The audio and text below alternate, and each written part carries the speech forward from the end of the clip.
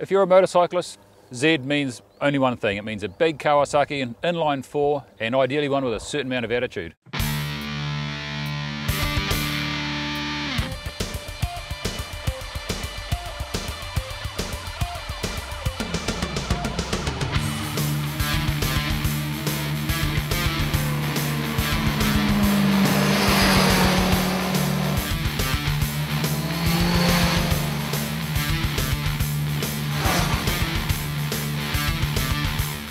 This is a new version of the Z1000.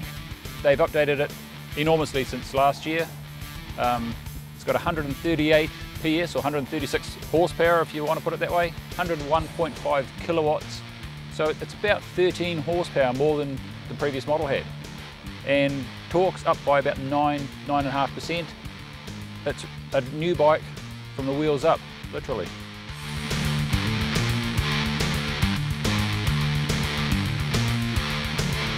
So what's really new since the last model? Everything except the tyres, literally. The wheels are new, the forks are new, the whole frame is new. This is the first model that features this horizontal shock on the big bikes. It'll be in the new Ninja. From there, it's a whole new engine. It's gained 90 cc's. It's now 1040 cc's instead of 950. It's a longer stroke. They've had to put the crank lower down, so it's a whole new engine, casings, the works. New throttle bodies, new pipes, new bike.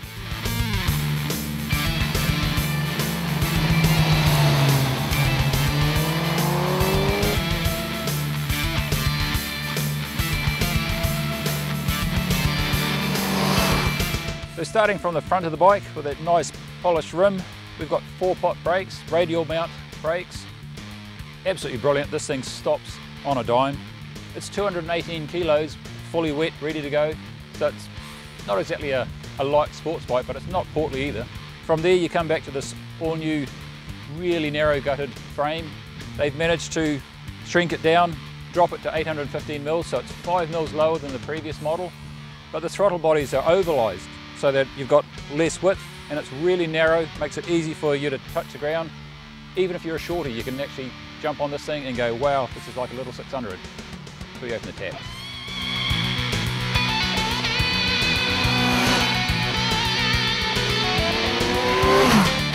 The new generation is an absolute little peach. It's revving at about 4,500 RPM at 100 Ks, which is relatively busy, but it just gives you the feel that it's ready for anything, absolutely any time. You can chop it down and it really does haul, or you can just crack the throttle open and do it in a nice civilised manner if you choose to. There's no fun in that though, to be honest. And the gearbox is sweet as a nut.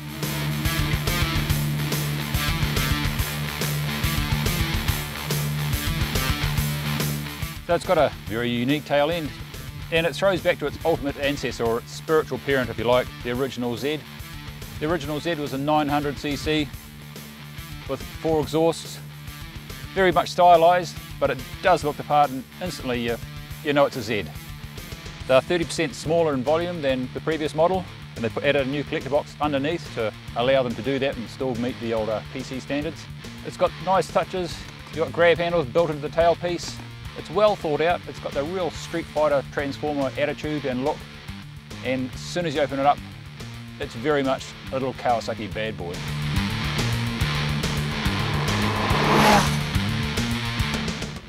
In here we have the horizontally stacked suspension. You're going to see it in the new Ninja family, so it's a whole new chassis for this. As I said earlier, the only thing that's not new are the tyres, and that's exactly it. All the panels are slightly different because it's narrow in the waist. It's a new fuel tank. It's lost 3 litres capacity, which is a bit of a shame because it's a little bit on the short side. And this bike has set a new world record for me. I've never run into a bike that I've tried to find 7th gear so often. It's torquey, it's fairly short geared, but it just feels so lively at 100 k's an hour, you're sure you're not on top. 4.5 grand, 100 k's an hour means it's going to top out at about 250 clicks, so it's no slug. It just feels so alive. It's that Street Fighter attitude, you get on it. Every time you turn the bars or you twist the throttle, it feels like it wants to go out and play. It's awesome. I love it.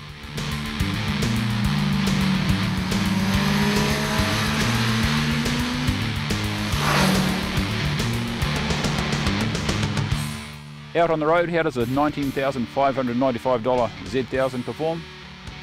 Really well. It's got a couple of quirks. The pillion is a little bit cramped, and if you pop up onto your toes and you're wearing armoured boots, the foot pegs are fairly close together and you are likely to knock your pillion's feet off their pegs, which will result in a slap around the ears. But once you get used to it, you just ride flat-footed when you're doubling. Its fully adjustable front suspension is a noticeable improvement. You can tune it and make it that little bit sharper than last year's model. The forks are hidden behind these little Blade Runner bits. They're a like it or not part of the styling, but once you get used to the Transformer look, I reckon it looks really horny.